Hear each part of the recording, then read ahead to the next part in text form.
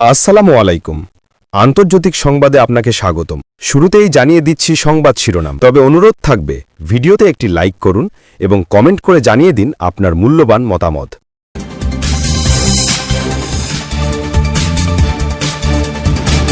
মধ্যপ্রাচ্যে নতুন উত্তেজনার শঙ্কা, ইরান যে কোনো সময় আকস্মিক হামলা চালাতে পারে, ট্রাম্পকে সতর্ক করল ইসরায়েল।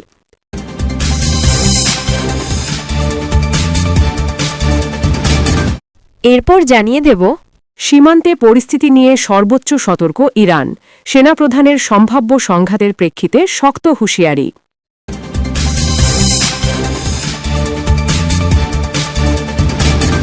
আরও জানিয়ে দেব, লেবাননে আবারও ইসরায়েলি হামলা, দুই শীর্ষ নেতাকে নিশানা করে চালানো অভিযানে নতুন করে উত্তেজনা।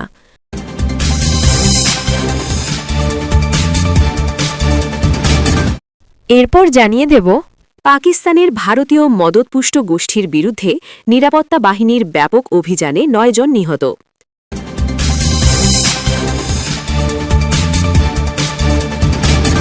আরও জানিয়ে দেব, দীর্ঘ বিরতির পর ফের চালু হচ্ছে বিশ্বের বৃহত্তম পরমাণু বিদ্যুৎ কেন্দ্র, যা বৈশ্বিক শক্তি নিরাপত্তায় নতুন অধ্যায় শুরু করবে।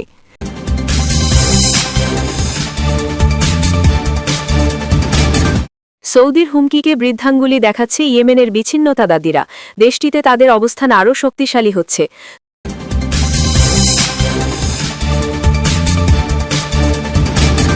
চীন যুক্তরাষ্ট্রকে আন্তর্জাতিক আইন লঙ্ঘনের অভিযোগে অভিযুক্ত করছে, বিদেশি জাহাজ আটকের ঘটনায় গুরুতর প্রতিক্রিয়া।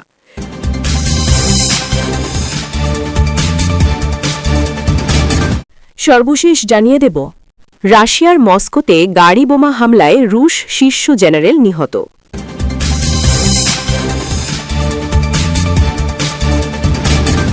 এবার বিস্তারিত খবর।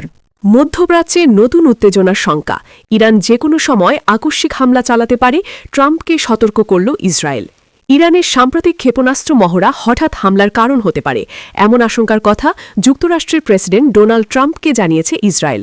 মার্কিন গণমাধ্যম সিএনএনের বরাতে এ তথ্য জানা গেছে। প্রতিবেদনে বলা হয়, ইসরায়েলি সেনাবাহিনীর প্রধান জেনারেল ইয়াল জামির যুক্তরাষ্ট্রের সেন্ট্রাল কমান্ডের প্রধান ব্র্যাড কুপারের সঙ্গে কথা বলেছেন। ইয়াল জামির সতর্ক করে বলেন, ইরানের ইসলামিক রেভলিউশনারি গার্ড কর্পস বা আইআরজিসি পরিচালিত সাম্প্রতিক মহড়াগুলো আকস্মিক হামলার প্রস্তুতি হতে পারে। তিনি যুক্তরাষ্ট্র ও ইসরায়েলের মধ্যে সামরিক সমন্বয় আরও জোরদারের আহ্বানও জানান।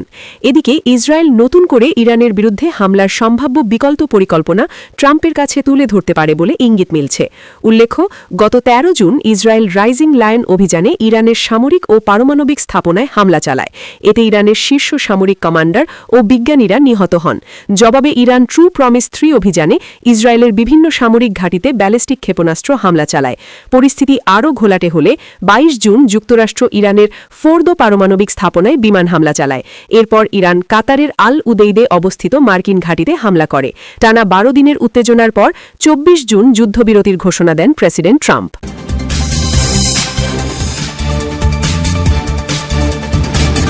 সীমান্তে পরিস্থিতি নিয়ে সর্বোচ্চ সতর্ক ইরান, সেনাপ্রধানের সম্ভাব্য সংঘাতের প্রেক্ষিতে শক্ত হুঁশিয়ারি।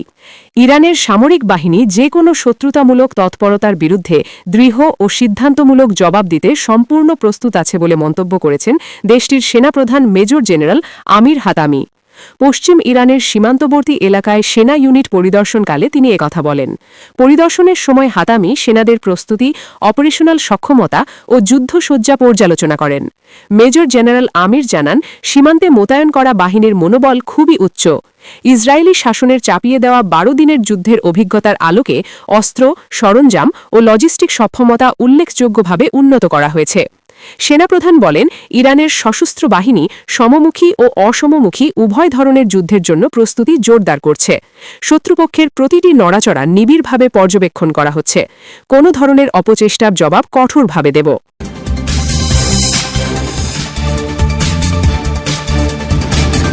পাকিস্তানের ভারতীয় মদতপুষ্ট গোষ্ঠীর বিরুদ্ধে নিরাপত্তা বাহিনীর ব্যাপক অভিযানে ৯ জন নিহত। পাকিস্তানের খাইবার পাখতুনখোয়া প্রদেশে নিরাপত্তা বাহিনীর ২টি পৃথক অভিযানে ভারতের মদতপুষ্ট সশস্ত্র গোষ্ঠী ফিতনা আল খাওয়ারিজের ৯ জন সদস্য নিহত হয়েছেন। রোববার ২১শে ডিসেম্বর দেশটির আন্তঃবাহিনী জনসংযোগ পরিদপ্তর আইএসপিআর এ তথ্য জানিয়েছে। সেনাবাহিনীর মিডিয়া উইংয়ের জারি করা এক বিজ্ঞপ্তিতে বলা হয়েছে ১৯ ডিসেম্বর ডেরা ইসমাইল খান জেলায় ও বান্নু জেলায় এই অভিযান পরিচালিত হয়েছিল। গোষ্ঠীটির সশস্ত্র যোদ্ধাদের উপস্থিতির খবর পেয়ে নিরাপত্তা বাহিনী ডেরা ইসমাইল খান জেলায় একটি গোয়েন্দা ভিত্তিক অভিযান আইবিও পরিচালনা করে। আইএসপিআর জানিয়েছে অভিযান পরিচালনার সময় সেনা সদস্যরা ফিতনা আল খাওয়ারিজের ঘাঁটিতে আক্রমণ করে। এ সময় তীব্র গোলাগুলির মধ্যে ৪ সশস্ত্র যোদ্ধা নিহত হন। বান্নু জেলায় আরেকটি অভিযান পরিচালিত হয়েছিল, সেখানেও নিরাপত্তা বাহিনী আরও ৫ সদস্যকে হত্যা করে। আইএসপিআর আরও জানিয়েছে নিহত যোদ্ধাদের কাছ থেকে অস্ত্র ও গোলাবারুদও উদ্ধার করা হয়েছে। তারা নিরাপত্তা বাহিনী, আইন প্রয়োগকারী সংস্থার বিরুদ্ধে অসংখ্য সন্ত্রাসী কর্মকাণ্ড সহ নিরীহ বেসামরিক নাগরিকদের হত্যার সাথে সক্রিয়ভাবে জড়িত ছিল। সূত্র জিও নিউজ।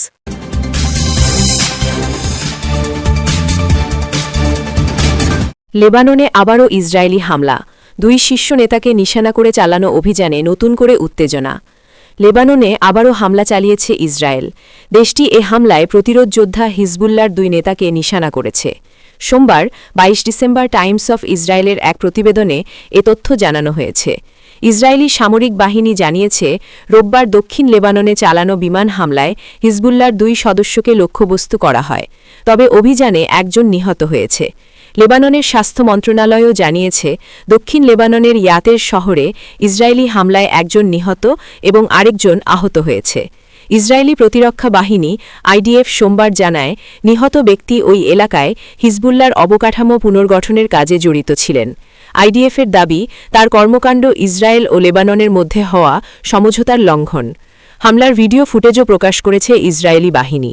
2024 সালের নভেম্বরে কার্যকর হওয়া যুদ্ধবিরতির পরও ইসরায়েল নিয়মিতভাবে লেবাননে হামলা চালিয়ে যাচ্ছে। তাদের দাবি এসব হামলার লক্ষ্য হিজবুল্লার অবকাঠামো বা যুদ্ধবিরতি লঙ্ঘনকারী সদস্যরা। একই সঙ্গে ইসরায়েল দক্ষিণ লেবাননের 5টি কৌশলগত স্থানে এখনও সেনা মোতায়েন রেখেছে। বৈরুটের স্বাস্থ্য মন্ত্রণালয় জানায় রোববার ইয়াতের শহরে একটি গাড়ি ও একটি মোটরবাইকে ইসরায়েলি হামলা চালানো হয়। এতে একজন নিহত ও একজন আহত হয়। ইয়াতের শহরটি ইসরায়েল সীমান্ত থেকে প্রায় 5 কিলোমিটার দূরে। এদিকে লেবাননের সেনাবাহিনী জানিয়েছে সীমান্তবর্তী ইয়ারুন এলাকায় তারা একটি ইসরায়েলি নজরদারি যন্ত্র শনাক্ত করে তা নিষ্ক্রিয় করেছে।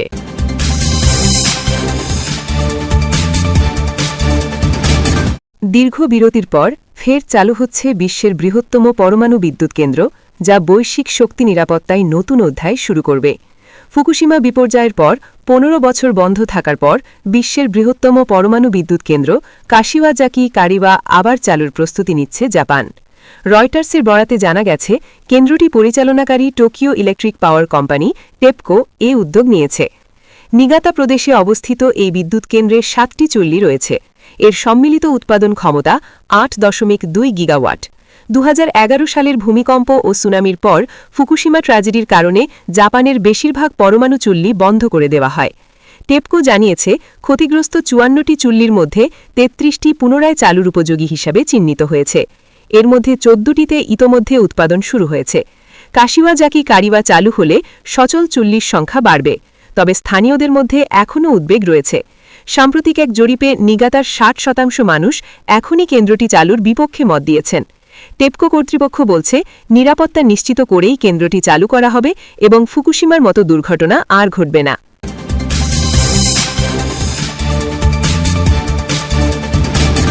সৌদির হুমকিকে বৃদ্ধাঙ্গুলি দেখাচ্ছে ইয়েমেনের বিচ্ছিন্নতাবাদীরা।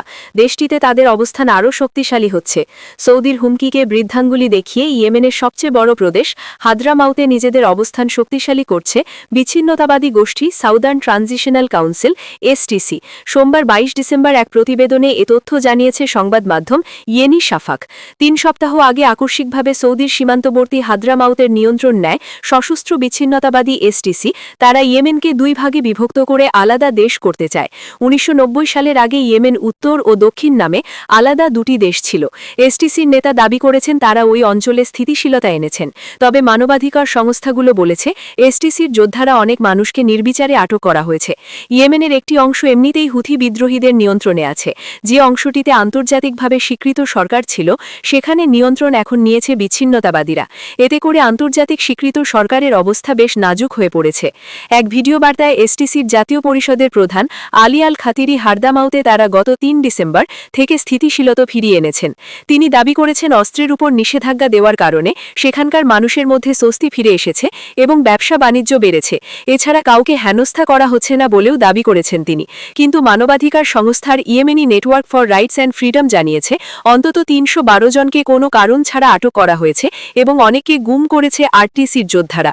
এসটিসির যোদ্ধারা গত 3 ডিসেম্বর ইয়েমেনের সেনাবাহিনীর সঙ্গে তীব্র লড়াইয়ে লিপ্ত হয়। এতে করে উচ্চপদস্থ কর্মকর্তা সহ অন্তত 30 সেনা নিহত হন। সেখানকার সরকার সংশ্লিষ্ট আল ইসলাহ পার্টি অভিযোগ করেছে এসটিসি রিয়াদ চুক্তি ভঙ্গ করছে এবং নিজেদের মধ্যে দ্বন্দ্ব তীব্র করছে। দলটি সতর্কতা দিয়েছে নিজেদের মধ্যে এমন দ্বন্দ্বের কারণে সৃষ্ট সুযোগের সদ্ব্যবহার করে হুথিরা এই অঞ্চলও দখল করে নিতে পারে। এদিকে এই এসটিসিকে সমর্থন দিচ্ছে সংযুক্ত আরব আমিরাত, অপরদিকে তাদের বিরুদ্ধে অবস্থান নিয়েছে সৌদি আরব। হারদামাউত ইয়েমেনের সবচেয়ে বড় প্রদেশ, তেল ও প্রাকৃতিক সম্পদে ভরপুর এবং ভৌগোলিকভাবে গুরুত্বপূর্ণ হওয়ায় এখানে আঞ্চলিক শক্তির নজর রয়েছে। সূত্র ইয়েনি শাফাক।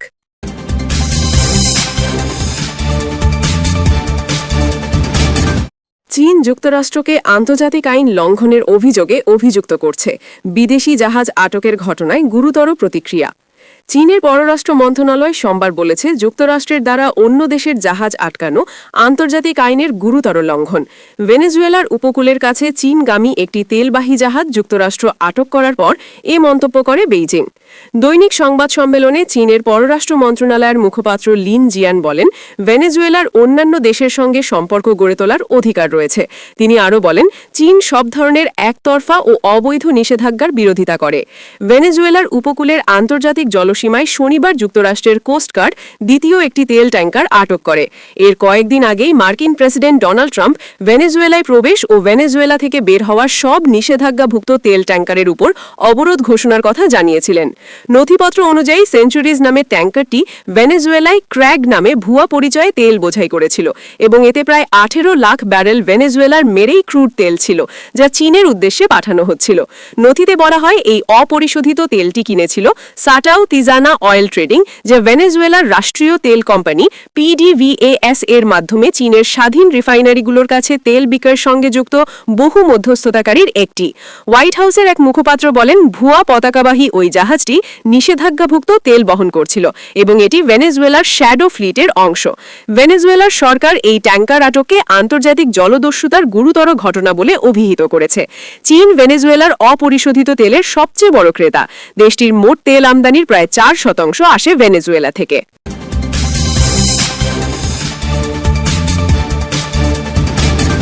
রাশিয়ার মস্কোতে গাড়ি বোমা হামলায় রুশ শীর্ষ জেনারেল নিহত। রাশিয়ার রাজধানী মস্কোতে একটি গাড়ি বোমা বিস্ফোরণে দেশটির সশস্ত্র বাহিনীর একজন শীর্ষ জেনারেল নিহত হয়েছেন।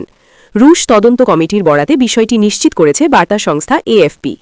সোমবার 22 ডিসেম্বর ঘটনাটি রাশিয়ার রাজধানীর দক্ষিণাঞ্চলে ঘটে। স্থানীয় বাসিন্দাদের বরাতে AFP জানিয়েছে, ঘটনার পর এলাকায় আতঙ্ক ছড়িয়ে পড়ে, তবে নিহত জেনারেলের পরিচয় জানা যায়নি। 74 বছর বয়সী তাতিয়ানা AFPকে বলেন, আমরা কখনোই এটা আশা করিনি। আমরা ভেবেছিলাম আমরা নিরাপদ, আর হঠাৎ করে আমাদের পাশেই এমন কিছু ঘটে গেল। 70 বছর বয়সী গ্রিগেরি বলেছেন, জানালাগুলো কেঁপে উঠেছিল। বুঝতেই পারছিলাম এটা একটা বিস্ফোরণ। আমাদের এটাকে একটি শান্তভাবে নিতে হবে। এটা যুদ্ধেরই মূল্য। AFP জানায়, ঘটনাস্থলে থাকা তাদের সাংবাদিকরা একটি সাদা রঙের কিয়া SUV গাড়িকে সম্পূর্ণ বিধ্বস্ত অবস্থায় দেখতে পান। বিস্ফোরণে গাড়িটির দরজা ও পেছনের কাঁচ উড়ে গেছে। গাড়ির কাঠামো বেঁকে গেছে এবং আগুনে পুড়ে কালচে হয়ে আছে। বিস্ফোরণের পরপরই নিরাপত্তা বাহিনী পুরো এলাকা ঘিরে ফেলেছে। তদন্তকারীরা ধ্বংসাবশেষ ঘেঁটে আলামত সংগ্রহ করছেন। ঘটনার কারণ ও এর সঙ্গে জড়িতদের শনাক্তে তদন্ত চলছে বলে জানিয়েছে সংশ্লিষ্ট কর্তৃপক্ষ। একই দিনে রাশিয়ার ক্রাসনোদার অঞ্চলে ইউক্রেনীয় ড্রোন কৃষ্ণ সাগরের উপকূলের একটি গ্রামে 2টি জাহাজ 2টি স্তম্ভে হামলা চালায়। এতে ওই জাহাজ ও স্তম্ভ গুড়িয়ে গেছে, তবে কোনো হতাহতের খবর মেলেনি।